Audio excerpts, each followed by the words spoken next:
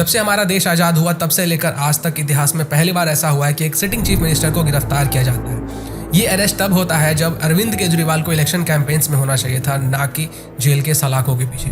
Delhi liquor scam में आम आदमी पार्टी के बहुत सारे लीडर्स जेल जा चुके हैं, लेकिन इस लिकर स्कैम में ऐसा क्या खास है कि आम आदमी पार्टी के इतने बड़े बड़े नेता और इतने सारे नेता जेल जा चुके हैं। मैं जो डिटेल्स आपके सामने लाने वाला हूँ उसको जानने के बाद आप ये डिसाइड कर पाओगे कि आखिर कौन सही है और कौन गलत है।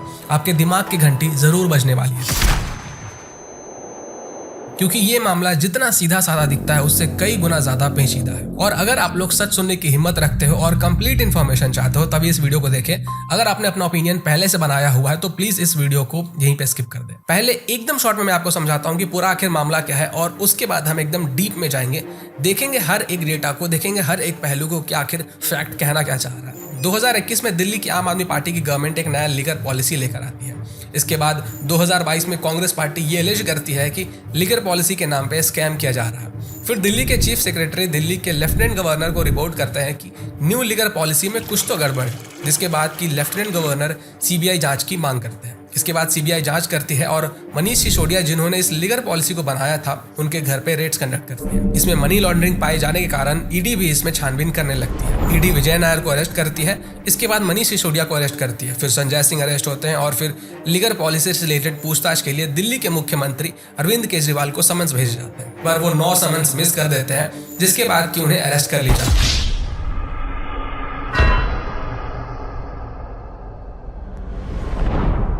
ईडी का कहना होता है कि दिल्ली लिकर पॉलिसी को चेंज करके कुछ खास लोगों को बेनिफिट पहुंचाया गया और उसके बदले में उनसे 100 करोड़ रुपए की घूस ली गई, जिसका इस्तेमाल गोवा और पंजाब के इलेक्शंस में हुआ और अभी छानबीन चल ही रही है। अभी जो पूरा मामला जो बहुत सिंपल दिख रहा है, देखना कि ये कैसे धीरे धीरे कॉम्प्लेक्स होता चला जाएगा। और अगर आपने थोड़ा सा भी स्किप किया तो आप चीजों को समझ नहीं पाओगे। इस पूरे मामले को मैं 4 पार्ट में डिवाइड कर रहा हूँ, और ये जो चारों पार्ट है, इसमें जो पहला पार्ट है वो है जब एक्साइज पॉलिसी ड्राफ्ट किया जा रहा था तब क्या क्या हुआ।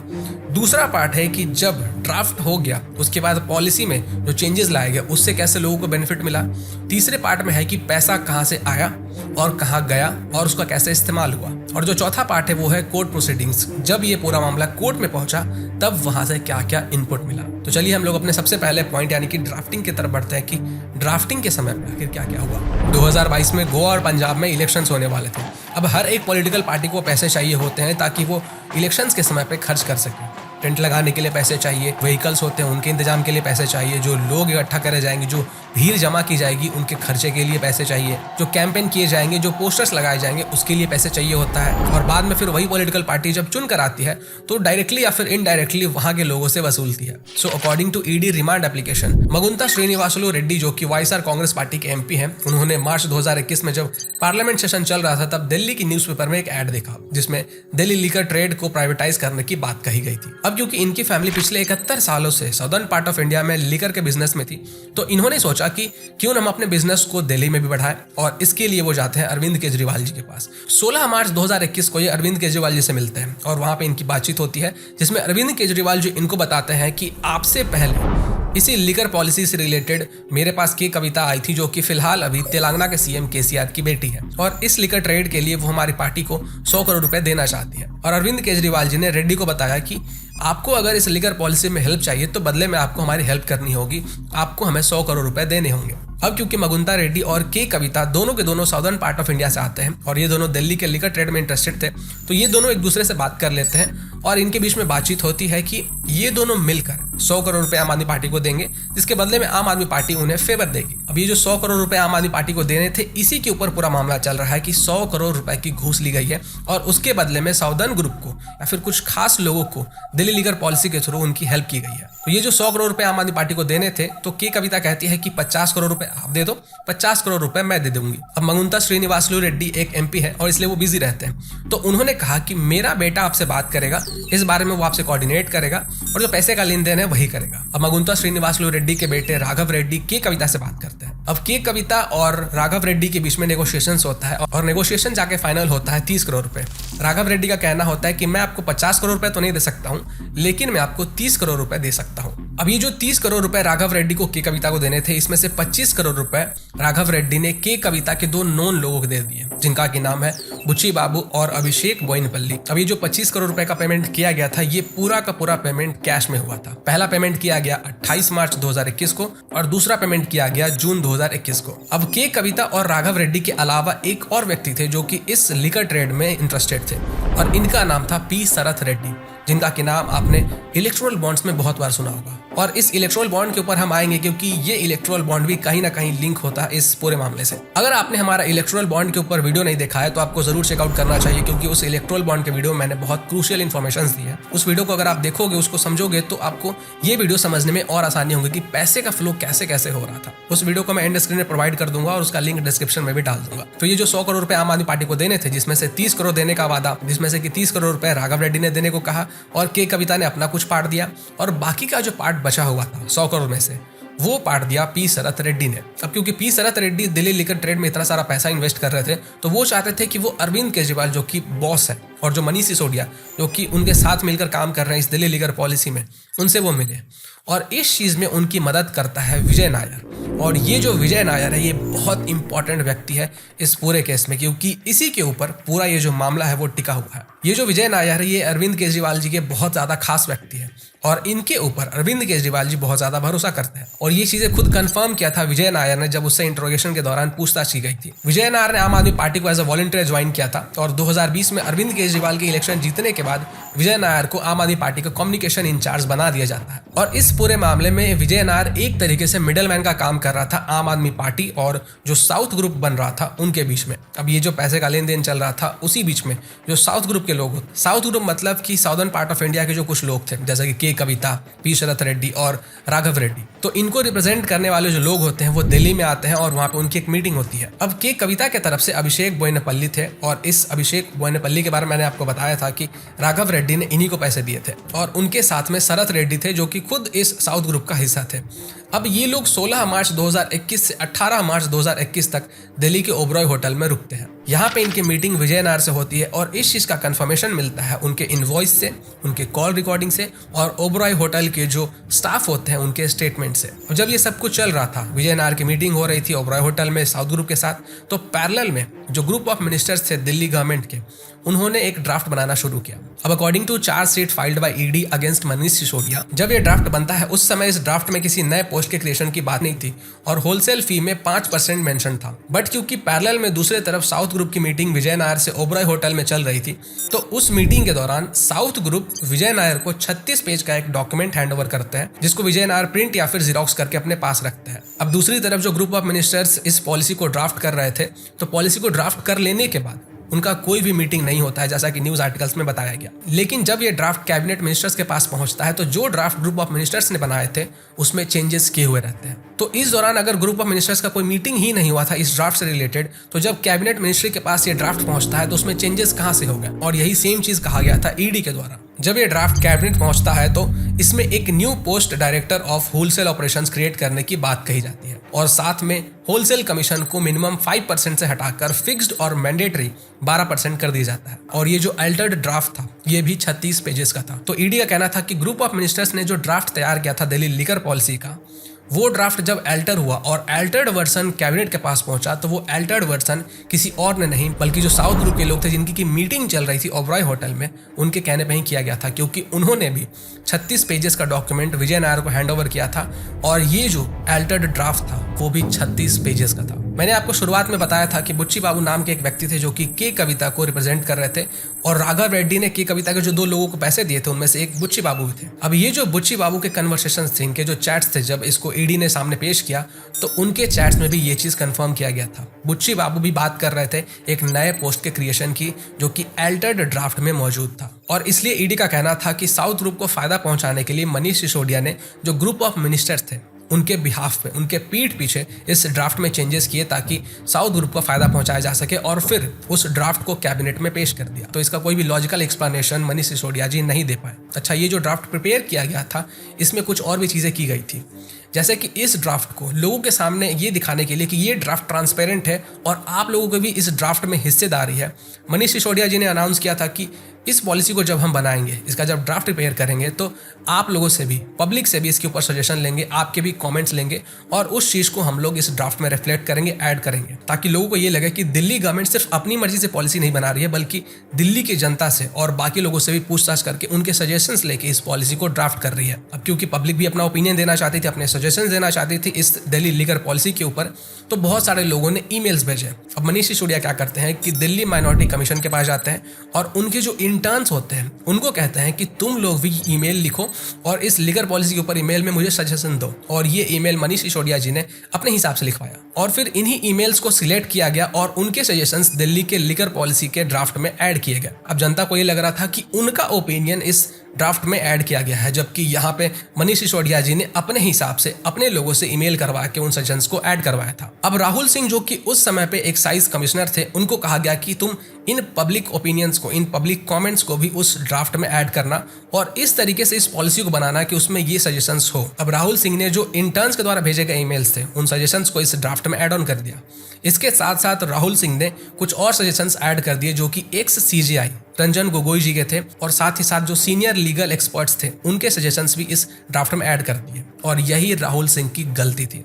राहुल सिंह को डांट पड़ती है कि तुमने एक्स सीजेआई के कमेंट्स को इसमें कैसे ऐड किया। अब आप सोच रहे होंगे कि एक्स सीजेआई रंजन गोगोई जी ने ऐसा क्या सजेस्ट किया था इस पॉलिसी के ऊपर, इस ड्राफ्ट के ऊपर, कि लोग गुस्सा होंगे कि उनके सजेशंस को क्यों इसमें ऐड किया गया। दरअसल एक्स सीजेआई रंजन गोगोई जी ने ये स्ट्रिक्टली सजेस्ट किया था कि इस पॉलिसी को, जो पुरानी पॉलिसी है उसको चेंज नहीं किया जाए, क्योंकि जो नई वाली पॉलिसी है वो सही नहीं है। और इसके साथ साथ जो सीनियर लीगल एक्सपर्ट थे उनका भी यही कहना था कि इस पॉलिसी को चेंज नहीं किया जाए, जो पुरानी पॉलिसी है उसी को ही रहने दिया जाए। तो कैबिनेट ने एक्स सीजेआई और जो लीगल एक्सपर्ट थे उनके सजेशंस को हटवा दिया। अब इसके बाद राहुल सिंह को उनके पोस्ट से हटा दिया जाता है और संजय गोयल को नया एक्साइज कमिश्नर बना दिया जाता है। और ये जो मैंने अभी आपको बताया, ये खुद राहुल सिंह ने एक्सेप्ट किया है अपने स्टेटमेंट में, उन्होंने जो ईडी को स्टेटमेंट दिया था। अब एक्स सीजेआई के जो सजेशंस थे उनको हटा के जो ड्राफ्ट था उसको भेज दिया जाता है लेफ्टिनेंट गवर्नर के पास अप्रूवल के लिए। लेफ्टिनेंट गवर्नर इसको डिसअप्रूव कर देते हैं और वापस से भेज देते हैं ग्रुप ऑफ मिनिस्टर के पास, जहां पे फिर से इसमें कुछ चेंजेस किए जाते हैं और वापस से भेजा जाता है लेफ्टिनेंट गवर्नर के पास। और फाइनली ये नवंबर 2021 में जाकर इंप्लीमेंट होता है। तो अब हम लोग बढ़ते हैं अपने नेक्स्ट पार्ट की तरफ, जो कि है पॉलिसी इंप्लीमेंटेड। जब पॉलिसी इंप्लीमेंट हो गया उसके बाद क्या क्या चीजें हुई। तो अब न्यू एक्साइज पॉलिसी इंप्लीमेंट हो चुका था और अब समय था लोगों को लाइसेंस देने का, ताकि वो शराब दिल्ली में बेच सके। और अब समय था कि जो साउथ ग्रुप से पैसे लिए गए थे उसके बदले में उनको फेवर किया जाए। इंडो स्पिरिट, जिनके खिलाफ बहुत सारे कंप्लेंट्स थे मार्केट मैनिपुलेशन के, उनको मनीष सिसोदिया जी अपने पावर के इस्तेमाल से लाइसेंस दिलवा देते हैं, जो कि रूल बुक के एकदम खिलाफ था। ये जो नई पॉलिसी आई थी उसके सख्त खिलाफ था, क्योंकि ये जो नई पॉलिसी आई थी इसके अकॉर्डिंग ऐसे लोगों को लाइसेंस नहीं दिया जाएगा जिनके खिलाफ कंप्लेंट्स हैं। लेकिन मनीष सिसोदिया जी ने अपने इन्फ्लुएंस से इंडो स्पिरिट को लाइसेंस दिलवाया और जिस व्यक्ति ने इंडो स्पिरिट के खिलाफ मार्केट मैनिपुलेशन का कंप्लेन किया था उसको प्रेशराइज करके उससे कहा गया कि तुम इस कंप्लेन को वापस लो। मार्केट मैनिपुलेशन के मतलब कि मैन्युफैक्चरर्स, रिटेलर्स और होलसेलर्स मिलकर एक ग्रुप बना लेते हैं और वो लोग एक दूसरे से कोऑर्डिनेट करके मार्केट के डिमांड और सप्लाई को अफेक्ट करते हैं, जिससे कि वो अपने हिसाब से प्राइसेस को कंट्रोल कर पाते हैं और मोटा प्रॉफिट बना पाते हैं। और ये जो इंडो स्पिरिट को फेवर करने की बात कही गई है और इसके चार्जेस लगाए गए हैं मनीष सिसोदिया जी के ऊपर, ये एक बहुत बड़ा रीजन है कि आज मनीष सिसोदिया जी जेल में है। और ऐसा हुआ इसलिए क्योंकि मनीष सिसोदिया जी के जो पीए थे, जिनका नाम है सी अरविंद, उन्होंने अपने स्टेटमेंट में ये एक्सेप्ट किया था। इसके साथ साथ 3 बड़े मैन्युफैक्चरर्स ने 85% मार्केट कैप्चर किया हुआ था, जो कि पॉलिसी के सख्त खिलाफ था। इस पॉलिसी को ऐसे डिजाइन किया गया कि जो बड़े प्लेयर्स थे उन्हीं को फायदा पहुंचा।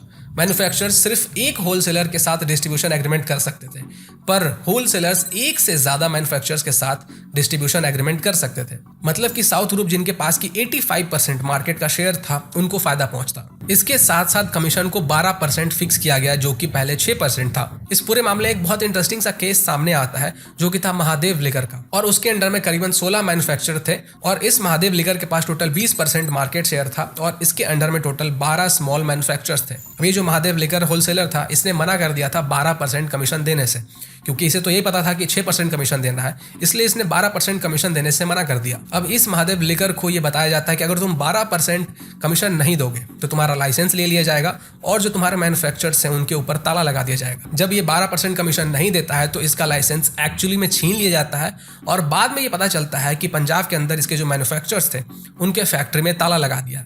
अब इसके अलावा मनीष सिसोदिया ने अपने पर्सनल कैपेसिटी में बिना लेफ्टिनेंट गवर्नर को इन्फॉर्म किए प्राइवेट वेंडर्स के 144 करोड़ के लाइसेंस फी को माफ कर दिया, कोविड का एक्सक्यूज देते हुए। जो कि पॉलिसी के खिलाफ भी था और इलीगल भी था।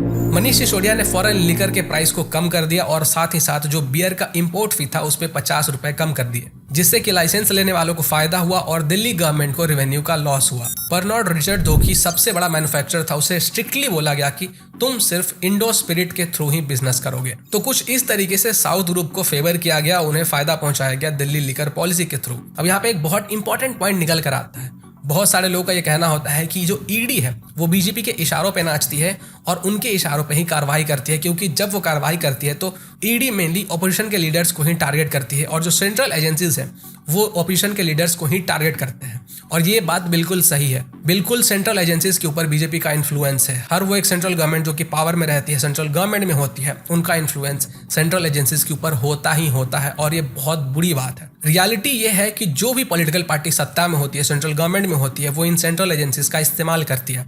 जब बीजेपी ऑपोजिशन में थी और सेंट्रल गवर्नमेंट में कांग्रेस पावर में थी, तब राहुल गांधी जी ने एक्सेप्ट किया था कि हमारी गवर्नमेंट सेंट्रल एजेंसीज को यूज करती है और जो भी गवर्नमेंट सेंटर में रहती है वो इन सेंट्रल एजेंसीज को यूज करती है। जब बीजेपी ऑपोजिशन में थी तब उनका ये कहना था कि जब हम पावर में आएंगे तो हम इन सेंट्रल एजेंसीज को ऑटोनोमस कर देंगे, क्योंकि इन सेंट्रल एजेंसीज का बहुत ज़्यादा मिसयूज होता है ऑपोजिशन के लीडर्स के ऊपर। लेकिन जब बीजेपी चुन कर आती है, वो पावर में आती है, तब वो इन सेंट्रल एजेंसीज को ऑटोनोमस नहीं करते हैं। सेम बातें जब कांग्रेस ऑपोजिशन में थी तब उनका कहना था कि जब हम चुन कर आएंगे तो इन एजेंसीज को ऑटोनोमस कर देंगे, लेकिन जब वो चुन कर आए तो उन्होंने भी इन एजेंसीज को ऑटोनोमस नहीं किया। और अगर आज बीजेपी इन एजेंसीज को ऑटोनोमस नहीं करती है तो फ्यूचर में जब बीजेपी ऑपोजिशन में बैठेगी तब ये भी यही बात कहेंगे कि सेंट्रल एजेंसीज को यूज किया जा रहा है सेंट्रल गवर्नमेंट के द्वारा हमारे लीडर्स को दबाने के लिए, जो कि अपने आप में एक हिपोक्रेसी है। जब ऑपोजिशन में लोग होते हैं तो कहते हैं कि हम ऑटोनोमस कर देंगे, जब पावर में आते हैं तो कुछ भी नहीं करते हैं, उनका इस्तेमाल करते हैं। तो अब हम बढ़ते हैं अपने नेक्स्ट पार्ट की तरफ, जो कि है मनी ट्रेल। कि आखिर पैसा आया कहाँ से, गया कहाँ और उस पैसे का इस्तेमाल कैसे हुआ। और ये जो पार्ट है ये बहुत ज़्यादा कॉम्प्लेक्स है और इसके ऊपर जब मैं रिसर्च कर रहा था तो सबसे ज़्यादा जो मेरा समय था वो इसी के ऊपर गया था। तो एकदम ध्यान से सुनिएगा और देखिएगा कि चीज़ें कैसे हो रही है, पैसे कहाँ से कहाँ जा रहे हैं। जैसा कि मैंने आपको वीडियो की शुरुआत में कहा था कि लिकर पॉलिसी से साउथ ग्रुप को फायदा पहुंचाने के लिए 100 करोड़ रुपए की डिमांड की गई थी। तो इस 100 करोड़ रुपए में से 45 करोड़ रुपए का इस्तेमाल किया गया था गोवा के इलेक्शंस कैंपेन में। 45 में से 25.5 करोड़ चंदन त्रिपाठी को के कविता के प्राइवेट सेक्रेटरी ने दिए और चंदन त्रिपाठी ने 3 अंगदिया के थ्रू आर कांतिलाल नाम के एक फर्म को दिया। अंगदिया एक कुरियर का सिस्टम है जिसको कि इस्तेमाल किया जाता है कैश में पैसे को एक जगह से दूसरे जगह भेजने के लिए। और यहाँ पे 4 अंगदिया का यूज किया गया था ताकि जो पैसे साउथ ग्रुप ने दिए हैं उस पैसे को गोवा तक पहुंचाया जा सके, जिसको कि आम आदमी पार्टी इलेक्शंस में यूज करने वाली थी। तो ऐसे टोटल 4 अंगदिया के थ्रू 45 करोड़ रुपए कैश आर कांतिलाल के एक ब्रांच में दिए गए। अब आर कांतिलाल के पास कैश था और इस कैश के बदले में आर कांतिलाल के गोवा ब्रांच से कैश में पैसे 3 अलग अलग लोगों को दिए गए, प्रिंस कुमार, चरणप्रीत सिंह और मोंडकर। अब ये तीनों एक ही कंपनी में काम कर रहे थे और वो कंपनी था chariot productions. Now guess what कि ये चैरियट प्रोडक्शन किससे एसोसिएटेड है। ये चैरियट प्रोडक्शन एसोसिएटेड था आम आदमी पार्टी से। आम आदमी पार्टी ने चैरियट प्रोडक्शन को अपना टेंडर दिया था कि तुम हमारे गोवा इलेक्शंस के कैंपेन को हैंडल करोगे। अब चैरियट प्रोडक्शंस के पास पैसे कैश में पहुंच चुके थे। अब देखिए, कोई पॉलिटिकल पार्टी जब भी किसी को टेंडर देती है अपने पॉलिटिकल कैंपेन के लिए तो वो जो कंपनी होती है वो अलग अलग वेंडर्स को हायर करती है जो कि उनके लिए काम करता है। जैसे कि कोई टेंट लगा रहा होता है, कोई जो वेंडर है वो उनको व्हीकल्स प्रोवाइड करवा रहा है, कोई वेंडर उनको भीड़ प्रोवाइड कर रहा है जो उनके नारे लगाएंगे, उनके रैली में आएंगे, कोई वेंडर उनके लिए लाउड स्पीकर लगा रहा है। तो ऐसा ही एक वेंडर था जिसका नाम था ग्रेस एडवर्टाइजिंग। अब ग्रेस एडवर्टाइजिंग ने जो कैंपेन में काम किया था उसके लिए उसे पेमेंट किया जाना था। तो ग्रेस एडवर्टाइजिंग के साथ साथ एक और वेंडर था जिसका कि नाम था स्पार्क एंटरटेनमेंट। तो उसको जो पेमेंट करना था उसमें 50% का ही बिल जनरेट किया गया और 50% जो बाकी पेमेंट था उसको कैश में किया गया, उसके लिए बिल जनरेट नहीं किया गया। और इसी को कहा जाता है part cash part bill payment. मतलब कि अगर आपको किसी को 100 रुपये पेमेंट करना है तो जो सामने वाला व्यक्ति है वो आपको सिर्फ 50 रुपये के लिए ही बिल देगा और आप उसको पेमेंट 50 रुपये का करोगे, ऑनलाइन कर सकते हो या किसी और मीडियम से करोगे। और उसके अलावा जो बाकी का 50 रुपये है वो उसको आप कैश में दे दोगे जिसका कि बिल वो जनरेट नहीं करेगा। मतलब कि पेमेंट तो आपने 100 रुपये का किया लेकिन जो बिल जनरेट हुआ वो सिर्फ 50 रुपये का। नॉर्मली इस मेथड का इस्तेमाल किया जाता है मनी लॉन्ड्रिंग और पैसे को वाइट करने के लिए। अब ये जो part bill part cash payment हुआ था इसका कंफर्मेशन इन लोगों के चैट से भी मिलता है। इनके चैट में ये लोग बात कर रहे हैं कि आप पेमेंट कैसे करोगे। तो बताया जाता है कि बोथ अब ये जो डिटेल मैंने अभी आपको बताया कि पेमेंट कहाँ से आया, कैसे गया, कितना पैसा किसके पास पहुंचा, ये सेम डिटेल कंफर्म किए गए थे जब सीबीआई और आईटी ने यानी कि इनकम टैक्स ने रेड किया था आर कांतिलाल के गोवा ब्रांच पे। उनको जो वहां से डॉक्यूमेंट्स मिले तो उससे जो डिटेल्स निकल कर सामने आए थे वो इन डिटेल्स से मैच खा रहे थे। तो ये था हमारा थर्ड पार्ट कि पैसे कहाँ से आए और कहाँ गए। अब आम आदमी पार्टी के जो लीडर्स हैं वो प्रेस कॉन्फ्रेंस करके बता रहे हैं कि कोई भी स्कैम नहीं हुआ है, कोई भी मनी लॉन्ड्रिंग नहीं हुई है, जबकि बट कोर्ट हियरिंग के दौरान इनके लॉयर से एक्सेप्ट कर रहे हैं कि मनी लॉन्ड्रिंग हुई है, स्कैम हुआ है, लेकिन हमारे जो क्लाइंट हैं मनीष सिसोदिया जी और अरविंद केजरीवाल जी, उनका इस स्कैम से या इस मनी लॉन्ड्रिंग से कोई डायरेक्ट लेना देना नहीं है। और ये मैं आगे आपको फोर्थ पार्ट में समझाता हूँ। तो अब हम बढ़ते हैं फोर्थ पार्ट की तरफ, जो कि है कोर्ट में आखिर क्या क्या हुआ और वहां से क्या क्या डिटेल सामने निकल कर आ रहे हैं। ईडी ने बताया कि जिस दिन लेफ्टिनेंट गवर्नर ने एक कंप्लेन किया था कि लिकर पॉलिसी में कुछ स्कैम चल रहा है और इसके ऊपर सीबीआई की जांच होनी चाहिए, उसी दिन मनीष सिसोदिया जी ने अपना फोन चेंज किया था। यानी कि 22 जुलाई 2022 जिस दिन सीबीआई को कंप्लेन किया गया इसके ऊपर जांच करने के लिए, उसी दिन मनीष सिसोदिया जी ने अपना फोन चेंज किया। ये जो मोबाइल फोन मनीष सिसोदिया जी ने चेंज किया था वो पिछले 11 महीने से यूज कर रहे थे। मनीष सिसोदिया जी ने टोटल 3 मोबाइल फोन इस दौरान में यूज किया था, जिसमें से उन्होंने सिर्फ एक मोबाइल ही सबमिट किया था जो कि सिर्फ 1 महीने पुराना है। सबसे चौंकाने वाली बात तो तब सामने आती है जब पता चलता है कि ये जो पूरा मामला चल रहा था दिल्ली लिकर स्कैम का, इसमें जो 36 अक्यूज लोग हैं उन्होंने टोटल 170 मोबाइल या फिर इलेक्ट्रॉनिक डिवाइसेस को डिस्ट्रॉय किया है, जिसका कि टोटल वैल्यू है 1.3 करोड़ रुपए। आप अंदाजा लगा सकते हैं कि 1.3 करोड़ रुपए के इलेक्ट्रॉनिक डिवाइसेस को डिस्ट्रॉय किया गया। तो इसके अंदर ऐसा क्या था कि इतना ज्यादा अमाउंट में इलेक्ट्रॉनिक डिवाइसेस को डिस्ट्रॉय किया गया। जब मनीष सिसोदिया जी को कोर्ट में पेश किया गया तो वहां पे उनके लॉयर्स ने भी एक्सेप्ट किया कि इंडीड मनी लॉन्ड्रिंग हुई है, स्कैम हुआ है, लेकिन इससे मेरे मनीष सिसोदिया जो मेरे क्लाइंट है उनका कोई लेना देना नहीं है, क्योंकि जिस अप्रूवर ने गवाही दी है वो इनडायरेक्ट है। इसके साथ साथ उनके लॉयर का यह भी कहना था कि विजय नायर, जिसके बारे में मैंने आपको बताया था कि वो मिडिल मैन का काम कर रहा था आम आदमी पार्टी और साउथ ग्रुप के बीच में, विजय नायर को मनीष सिसोदिया जी नहीं जानते हैं और विजय नायर और साउथ ग्रुप के बीच में जो कुछ भी हुआ, जो बातें हुई, जो डील हुई, उसके बारे में मनीष सिसोदिया जी को कोई भी इन्फॉर्मेशन नहीं है। इन शॉर्ट इसका यही मतलब निकाला जा सकता है कि मनीष सिसोदिया जी के जो लॉयर है उन्होंने ये एक्सेप्ट किया कि विजय नायर और साउथ ग्रुप के बीच में डील हुआ होगा, बट इसके बारे में हमें जानकारी नहीं है। जबकि याद करो मैंने आपको बताया था कि विजय नायर आम आदमी पार्टी से एसोसिएटेड था और वो कम्युनिकेशन इंचार्ज था और इसके साथ अरविंद केजरीवाल जी का खास था। और इस विजय नायर को जो कैबिनेट डिसाइड कर रही थी इस दिल्ली लिकर पॉलिसी को, उनको जो बंगला अलॉट किया गया था उसी में से एक बंगला में ये विजय नायर रहा करता था। तो ऐसा कैसे पॉसिबल है कि मनीष सिसोदिया जी ऐसे व्यक्ति को नहीं जानते हैं जो कि आम आदमी पार्टी से एसोसिएटेड है, जो कि आम आदमी पार्टी में कम्युनिकेशन इंचार्ज है, अरविंद केजरीवाल जी के बहुत करीबी है और उस बंगलों में रहता है जिसको कि दिया गया था दिल्ली के कैबिनेट के मिनिस्टर्स को। मैं आपसे पूछना चाहूंगा कि क्या ऐसा पॉसिबल है। अब इसके बाद अरविंद केजरीवाल जी को ईडी समन भेजती है, क्योंकि विजय नायर ने अपने स्टेटमेंट में एक्सेप्ट किया था कि वो अरविंद केजरीवाल का बहुत करीबी था और वो साउथ ग्रुप के साथ आम आदमी पार्टी के लिए नेगोशिएशंस कर रहा था। लेकिन अरविंद केजरीवाल जी 9 बार ईडी के समन्स को मिस कर देते हैं, वो अपना स्टेटमेंट रिकॉर्ड नहीं करते हैं और इसी के कारण बाद में ईडी अरविंद केजरीवाल जी को गिरफ्तार कर लेती है। अब जब मैं इस पूरे लिकर स्कैम से रिलेटेड कोर्ट प्रोसीडिंग्स पढ़ रहा था, गो थ्रू कर रहा था, तो मुझे बड़ा इंटरेस्टिंग सा आर्गुमेंट मिला जो अरविंद केजरीवाल जी के लॉयर थे उनके द्वारा जो दिया गया था। उनका कहना था कि ईडी को पावर दिया गया है अरेस्ट करने का, इसका ये मतलब नहीं है कि ईडी को अरविंद केजरीवाल को, जो कि एक सिटिंग चीफ मिनिस्टर है, उनको अरेस्ट करना ही चाहिए। जिसपे ईडी का कहना होता है कि कानून सबके लिए सेम है, वो फिर चाहे आम आदमी हो या फिर चीफ मिनिस्टर हो, और अगर कोई क्राइम करता है और अगर वो सीएम है तो इसका ये मतलब नहीं है कि उसके ऊपर कार्रवाई नहीं होगी।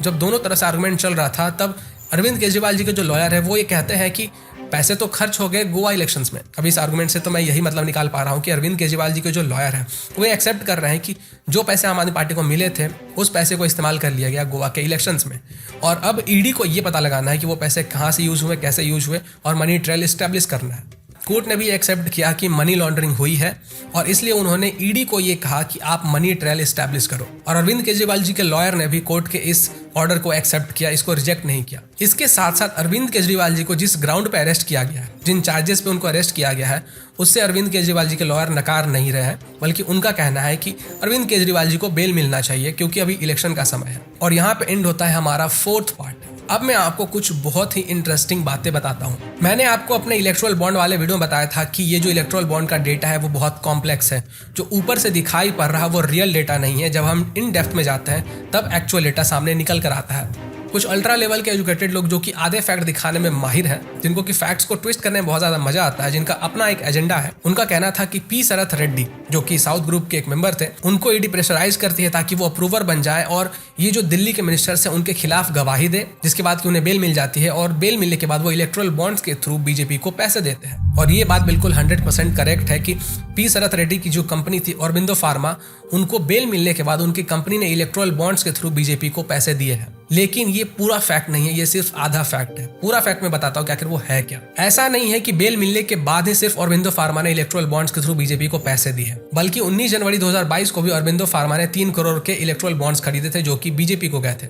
साथ में 16 जुलाई 2022 को 1.5 करोड़ के इलेक्टोरल बॉन्ड्स परचेस किए थे जो कि बीजेपी को गए थे। जबकि पी शरथ रेड्डी को अरेस्ट किया गया था नवंबर 2022 में और उसके कई महीनों पहले भी उनकी कंपनी ने इलेक्टोरल बॉन्ड्स के थ्रू बीजेपी को पैसे दिए हैं। लेकिन ये लोग आपको ये नहीं बताएंगे कि उनके अरेस्ट होने के पहले भी उनके कंपनीज ने इलेक्टोरल बॉन्ड्स के थ्रू बीजेपी को पैसे दिए हैं।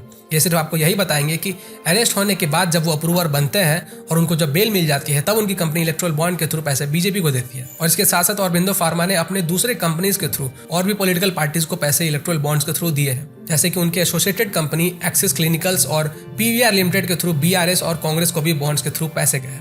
और जहां तक बेल की बात है तो पी शरथ रेड्डी को बेल मेडिकल ग्राउंड्स पे कोर्ट ने दिया है, ईडी ने नहीं। ईडी के पास कोई अथॉरिटी नहीं है कि वो बेल दे, बेल डिसाइड करती है कोर्ट। ऐसे लोग जो हर एक छोटे छोटे मुद्दे के ऊपर वीडियोस बनाते हैं, पता नहीं ये लोग दिल्ली लिकर स्कैम के ऊपर कोई वीडियो क्यों नहीं बनाते हैं जिसमें कि इतने सारे डिटेल्स अवेलेबल है, इतने सारे फैक्ट्स अवेलेबल है और इतना बड़ा स्कैम हो चुका है। ऐसे लोगों के अंदर ना तो थोड़ी सी सेल्फ रिस्पेक्ट है, ना तो थोड़ी सी शर्म है। ये वहां से इस हद तक झूठ बोलते हैं कि सुप्रीम कोर्ट को भी ये लोग झूठा साबित कर देते हैं। इनका कहना होता है कि पीएमएलए केस में किसी को बेल नहीं मिलता है, जबकि संजय सिंह जिनके ऊपर के पीएमएलए केस लगा हुआ था उनको हाल ही में अभी बेल मिला है। जो आपको ऐसे हाफ फैक्ट दिखाते हैं आप उनसे सावधान रहें, एक बार उनके फैक्ट को क्रॉस चेक जरूर करें और आप किसी को भी आंख बंद करके भरोसा मत करो। इनफैक्ट मुझे भी मत करो।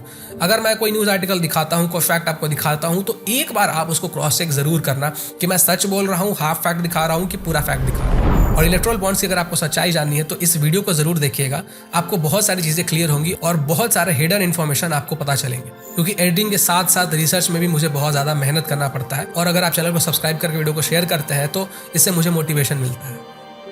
नमस्कार।